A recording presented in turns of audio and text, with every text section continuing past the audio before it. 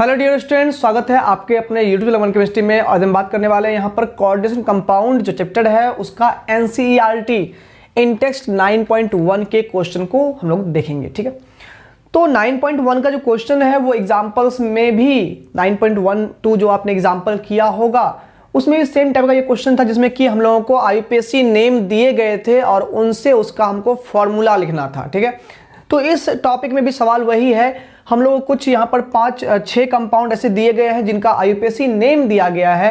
IUPAC name से हम लोग को फॉर्मूला लिखना है। देखिए, आईयूपीएसी नेम से फॉर्मूला लिखने के लिए हम बेसिकली बता देते हैं कि आपको ऑक्सीडेशन स्टेट लिगेंड्स के या जो भी आयन उसमें दिए गए हैं उनके ऑक्सीडेशन स्टेट पर कमांड रहना जरूरी है कि किसका ऑक्सीडेशन स्टेट क्या होता है, किस लिगेंड पर कितना चार्ज होता है, ये आपको कमांड रखना जरूरी है। ठीक है, तब जाके नाम आराम से हम लोग लिख सकते हैं। फॉर एग्जांपल ध्यान दीजिए, यहाँ पर लिगेंड्स के नाम को भी आप लोग को यहाँ पर समझ के रखना है। जैसे हम लिगेंड का नाम पहले ले लेते हैं, टेट्रा अमीन है, तो ये जो अमीन है वो लिगेंड NH3 अमोनिया को यहाँ पर अमीन लिखा गया है। एक्वा जो है डाई एक्वा है, तो एक्वा वाटर के लिए यूज किया गया है। Cobalt CMI central metal ion हो गया, कोबाल्ट का ऑक्सीडेशन स्टेट 3 दिया हुआ है इस कंपाउंड में। और काउंटर आयन जो कि कोऑर्डिनेशन ब्रैकेट के बाहर में बैठा हुआ है वो क्लोराइड है। क्लोराइड 2 है या 3 है या जो भी है, काउंटर आयन में कभी भी डाई ट्राई लगा हुआ नहीं रहेगा, वो आपको पता करना पड़ेगा कि हमारे पास क्लोराइड कितने होने चाहिए। तो चलिए सबसे पहले हमको एक सिंपल सा इसका फॉर्मूला लिखना होगा। तो ध्यान दें, हम लोग यहाँ पर पहले एक कोऑर्डिनेशन ब्रैकेट बना लेंगे। ठीक है, कोऑर्डिनेशन ब्रैकेट यहाँ पर हमने एक बना लिया, ड्रॉ कर लिया, और बाहर में हमने क्लोराइड भी डाल दिया एज अ काउंटर आयन। ठीक है, अब यहाँ पर सेंट्रल मेटल आयन को पहले लिखना है, तो कोबाल्ट है हमारे पास। फिर लिगेंड लिखना है, तो अमोनिया हमारे पास में है, और ये अमोनिया टेट्रा लिखा हुआ है तो 4 होगा। एक्वा यानी वाटर हमारे पास लिगेंड है, और ये 2 है डाई है, तो यहाँ होल 2 कर दिया हमने। ये हमारा एक जनरल फॉर्मेट बन गया। अभी कोऑर्डिनेशन ब्रैकेट के अंदर में जो भी बातें होती है उसमें कोई कंफ्यूजन नहीं होना चाहिए, जो जैसा था वैसा हमने लिख दिया। कंफ्यूजन होता है यहाँ पर जो सॉर्ट आउट करना पड़ता है वो काउंटर आयन के मैटर को, जो यहाँ बाहर में है उसमें थोड़ा सा नंबर में सबका जो ना चेंज कुछ ना कुछ करना पड़ेगा। देखिए यहाँ पर चेंज कैसा करना होगा। यहाँ पर कोबाल्ट का ऑक्सीडेशन स्टेट यहाँ पर +3 है। ठीक है, होल कोऑर्डिनेशन कंपाउंड का जो टोटल चार्ज है वो आपका न्यूट्रल होना चाहिए। दैट मीन्स अगर ये कोऑर्डिनेशन कंपाउंड आपको दिखाई दे रहा है, सभी यहाँ कोऑर्डिनेशन कंपाउंड दिखाई दे रहा है, तो ओवरऑल जो यहाँ पर ये 5 नंबर तक है ये परफेक्ट कंपाउंड है, ये कोई आयन नहीं है। सब में यहाँ पर कैटायन और एनायन दोनों है, तो जहाँ कैटायन और एनायन दोनों रहता है वहाँ पर ओवरऑल कंपाउंड न्यूट्रल होता है। आपको चार्ज 0 करना होगा। ठीक है, और वही 0 चार्ज करने के लिए जो भी करना होगा आपको करना है। ठीक है, देखिए यहाँ क्या करते हैं, कोबाल्ट पर यहाँ पर 3 ऑक्सीजन स्टेट लिखा हुआ था, तो हमने +3 असाइन कर दे चार्ज को। अब अमोनिया तो न्यूट्रल लिगेंड है, इस पर चार्ज 0 है। वाटर भी न्यूट्रल लिगेंड है, इस पर चार्ज 0 है। तो जाहिर सी बात है कि 3 पॉजिटिव ओवरऑल हुआ है यहाँ से यहाँ तक, तो नेगेटिव भी कितना होना चाहिए, यहाँ पर 3 ही होना चाहिए, तब जाकर के ना टोटल चार्ज 0 होगा। तो ये चीज़ को मेंटेन करने के लिए, या यूं याद रखिए यहाँ पर, तो यहाँ पर याद क्या रखना है, क्लोराइड की वैलेंसी आपके पास -1 यानी 1 होती है क्लोराइड की वैलेंसी। और यहाँ पर ओवरऑल कंपाउंड पर टोटल चार्ज 3 है, 3+ यानी 3 वैलेंसी हुई। क्रॉस वैलेंसी रूल से आपको क्रॉस कर देना है, इसकी वैलेंसी उसके नीचे में, इसकी वैलेंसी उसके नीचे में। तो कोऑर्डिनेशन स्फीयर के नीचे में 1 रहेगा, 1 तो लिखते नहीं है, और क्लोराइड के नीचे में कितना दे देंगे, यहाँ पर 3 दे देंगे। तो ओवरऑल कंपाउंड का फॉर्मूला हमारा यही हो गया है ना। आसान, कितना आसान तो है।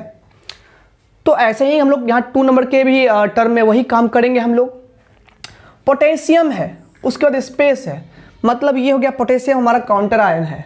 ठीक है, पोटेशियम काउंटर आयन है, मेटल का आयन है, इसलिए पहले लिखा गया है, तो पोटेशियम हमने लिख दिया। और जो भी कंट्रोवर्सी होगी वो पोटेशियम में ही होगी, काउंटर आयन में। इसी में आपको वैलेंसी मैनेज करना पड़ेगा। देखते हैं, तो यहाँ पर क्या है, तो हमारे पास जो क्या कहते हैं मेन जो हमारे पास CMI है वो है निकेलेट लिखा हुआ है।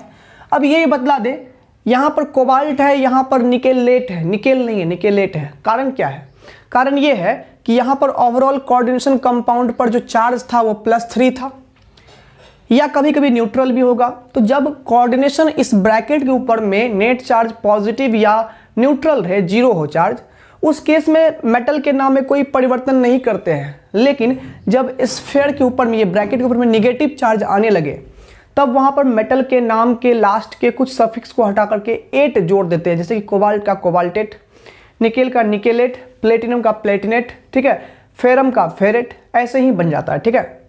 अब देखिए यहाँ पर तो निकेल हो गया CMI, और लिगेंड की बात करें तो साइनाइड, साइनिडो लिखा हुआ है यहाँ पर, वो 4 है, तो CN4 कर दिए, हो गया, इसमें कोई कंट्रोवर्सी नहीं है। निकेल का ऑक्सीडेशन स्टेट कितना है, +2 है, +2 लिख दिया हमने। एक साइनाइड पर -1 चार्ज होता है, तो 4 साइनाइड है तो -4 कर दिया। ओवरऑल कितना हो गया इस पर चार्ज, -2 हो गया। अब यानी इसकी वैलेंसी 2 है, इसकी वैलेंसी 1 है, क्रॉस वैलेंसी करेंगे तो इसकी 2 जाएगी इस पर, तो यहाँ नीचे में कितना आ जाएगा, K2।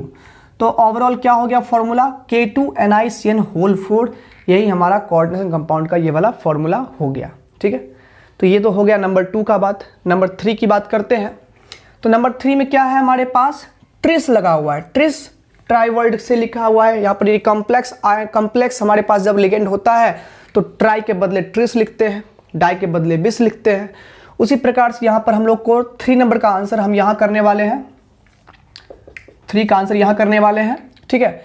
तो 3 में क्या है हमारे पास, एक कोऑर्डिनेशन ब्रैकेट है, लास्ट में क्लोराइड है, ये काउंटर आयन है, ठीक है। तो यहाँ पर CMI के रूप में क्रोमियम है तो Cr डाल दिए, ट्रिस है तो होल 3 जाएगा। किसका होल 3 होगा, तो इथेन 1,2 डायमाइन है, इसको सॉल्ट में आप लोग EN लिखोगे, इथिलीन डायमीन को EN लिखते हैं। ये 2 लोन पेयर डोनेट कर सकता है एक लिगेंड, न्यूट्रल लिगेंड होता है, इस पर कोई चार्ज नहीं होता है, यानी कि इसका स्ट्रक्चर कुछ ऐसा होता है, CH2 CH2, इधर भी NH2, इधर भी NH2, यही है इथेन 1,2 डायमीन। यहाँ से लोन पेयर देगा, यहाँ से लोन पेयर देगा, तो डाइडेंटेट लिगेंड है ये, और इस पर ओवरऑल चार्ज 0 होता है, मतलब इसका ऑक्सीडेशन स्टेट 0 होता है, ठीक है।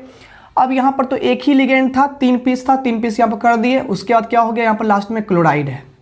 अब बैलेंस करना है, तो क्रोमियम का ऑक्सीजन स्टेट कितना है, +3 है, असाइन कर दिए +3, इस पर चार्ज 0 होता है, तो यानी ये +3 है तो यहाँ पर -3 होना चाहिए, तो इसकी 3 वैलेंसी इसमें डाल देंगे तो Cl कितना हो जाएगा, 3 कर दिए, ओवरऑल चार्ज 0 हो गया। यही हमारा इस कंपाउंड का फॉर्मूला हो गया, क्लियर है।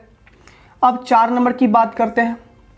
4 नंबर में क्या है हमारे पास, अमीन, ब्रोमीडो, क्लोरिडो, नाइट्रिटो N, एक लिगेंड ये है, एक ये है, एक ये है, एक ये है। नाइट्रिटो N को NO2 लिखेंगे, नाइट्रिटो O रहता तो ONO लिखते, यानी कि नाइट्रोजन यहाँ पर डोनेट कर रहा है। नाइट्रिटो लिगेंड ऐसा होता है जो कि एम्बिडेंटेड होता है, मतलब कि उसमें एक टाइम में कोई एक ही एटम दे सकता है लोन पेयर, तो इसमें लेकिन 2 एटम होते हैं जो लोन पेयर दे सकते हैं, कभी नाइट्रोजन दे देता है तो कभी ऑक्सीजन। नाइट्रोजन दे रहा हो तो नाइट्रिटो N लिखते हैं, और ऑक्सीजन अगर लोन पेयर दे रहा हो तो नाइट्रिटो O लिखा करेंगे, ठीक है।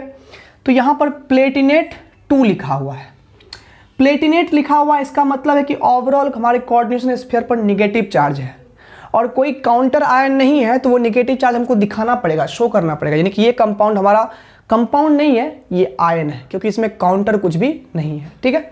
अब देखते हैं, ऑटोमेटिकली दिख जाएगा, कोई दिक्कत नहीं है। एक कोऑर्डिनेशन स्फीयर बना दिए, इसमें प्लेटिनम है तो प्लेटिनम डाल दिए Pt, ठीक है। अब देखिए यहाँ पर एमीन था तो NH3 डाल दिए, ब्रोमीडो है तो Br डाल दिए, क्लोरिडो है तो Cl डाल दिए, नाइट्रिटो N है तो NO2 डाल दिए और घेर दिए इसको। अब देखिए प्लेटिनम का ऑक्सीजन स्टेट कितना है, यहाँ पर +2 है, अमोनिया 0 होता है, ब्रोमीन -1, क्लोरीन -1, नाइट्रिटो भी -1 होता है, तो -3 + 2 कितना हो गया, -1 हो गया। इसी -1 चार्ज को यहाँ पर असाइन कर देंगे माइनस, और यही हमारा ये आयन का फॉर्मूला हो गया। प्लेटिनेट था ना, तो हमने पहले ही कहा दिया था कि इस पर नेगेटिव चार्ज आने वाला है, आगे नेगेटिव चार्ज, ठीक है, क्लियर है। तो ये इसका सिंबल हो गया, क्लियर। अब 5वां नंबर है, तो 5वां नंबर में क्या है, डाइक्लोरिडो, ये एक लिगेंड हो गया, बिस EN यहाँ पर हो गया, इथेन 1,2 डायमीन को EN बोलते हैं, पहले वाला ही है। प्लेटिनम 4 नाइट्रेट, यहाँ पर ये नाइट्रेट काउंटर आयन हो गया, प्लेटिनम 4 तक, यहाँ तक आपका कोऑर्डिनेशन ब्रैकेट के अंदर की बात है, ये हमारा बाहर की बात है, ठीक है ना। तो यहाँ पर प्लेटिनम है तो जाहिर सी बात है कि इस पर पॉजिटिव चार्ज या न्यूट्रल लिगेंड है, न्यूट्रल तो नहीं होगा क्योंकि यहाँ पर निगेटिव आयन काउंटर आयन के फॉर्म में है, तो हमारा ओवरऑल कोऑर्डिनेशन ब्रैकेट ऊपर में पॉजिटिव चार्ज ही रहेगा, ठीक है ना। तो यहाँ प्लेटिनम है, Pt डाल दिया हमने, ठीक है। अब देखिए यहाँ पर दो क्लोराइड आयन है तो डाइक्लोरिडो लिखा हुआ है, तो यहाँ पर Cl2 लगा दिया हमने, ठीक है। फिर है 20 मतलब होल 2 हो गया, और इथेन 1,2 डायमीन को क्या लिखते हैं शॉर्ट में, En लिखते हैं, ठीक है। ये हो गया, ब्रैकेट बंद। फिर नाइट्रेट है तो NO3 हमने यहाँ पर डाल दिया, तो यहाँ पर नाइट्रेट तक हो गया। अब देखिए ओवरऑल यहाँ पर क्या है, प्लेटिनम का यहाँ पर टोटल जो चार्ज है +4 है, ठीक है ना, +4 डाल दिया।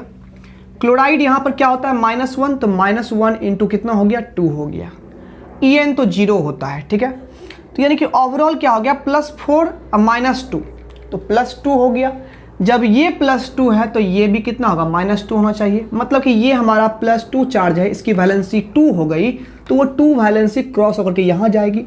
नाइट्रेट आयन पर -4 सिंगल नेगेटिव चार्ज होता है, तो इसकी 1 वैलेंसी इधर जाएगी, तो 1 तो कुछ होगा नहीं, लेकिन इसका 2 के कारण से यहाँ कितना हो जाएगा, होल 2 हो जाएगा। तो ये हमारा इस कंपाउंड का फॉर्मूला हो गया, क्लियर है। छठा और आखिरी सवाल यहाँ पर है, ये देखिए हेक्सासाइनिडोफेरेट, ये हमारा हो गया ब्रैकेट के अंदर की बात, ठीक है। और ये आयरन 3 जो है यानी कि Fe3+, ठीक है ना, ये काउंटर आयन है। तो काउंटर आयन पहले से बोल दिया जा रहा है कि यहाँ पर Fe3+ वाला Fe होना चाहिए, ठीक है। यानी कि यहाँ फिक्स है कि इस पर चार्ज कितना होगा, 3+ चार्ज होगा, ठीक है। अब देखिए ब्रैकेट के अंदर की बात, फेरेट था तो Fe, हेक्सासाइनिडो यानी Cn कितना है यहाँ पर, होल 6 है। अब देखते हैं इसको बैलेंस करते हैं। तो यहाँ फेरेट का क्या है, ऑक्सीजन स्टेट +2 है, और एक साइनाइड -1 होता है, गुना कर दिए 6 से, तो -6 और +2 कितना हो गया, -4। -4 इस पर चार्ज है, यानी कि इसकी वैलेंसी हो गई 4, और यहाँ आयरन 3 था तो इसकी वैलेंसी 3 है। क्रॉस वैलेंसी रूल लगाएंगे, ये क्रॉस उधर गया, ये क्रॉस यहाँ गया, मतलब कि यहाँ पर आ जाएगा 4 और यहाँ पर क्या जाएगा, होल पर 3। अब सबको मिटा लेंगे, ठीक है। एक बार फिर से समझना हो तो वीडियो को फिर से रिवाइंड करके देख लीजिएगा कैसे कैसे किए। ये 9 क्लास का चीज़ है, क्रॉस वैलेंसी रूल, दोनों की वैलेंसी पता करो, क्रॉस कर दो, आराम से फॉर्मूला बन जाएगा। तो फाइनली हमने इसका ये फॉर्मूला बना दिया है। कोई दिक्कत हो तो फिर से वीडियो को रिवाइंड कर देख सकते हो, बुक का स्टडी कर सकते हो, और NCERT कैसे वीडियोज़ के लिए हमारे चैनल को सब्सक्राइब भी कर सकते हो। इतना भी तो कर सकते हो, बस कर लेना।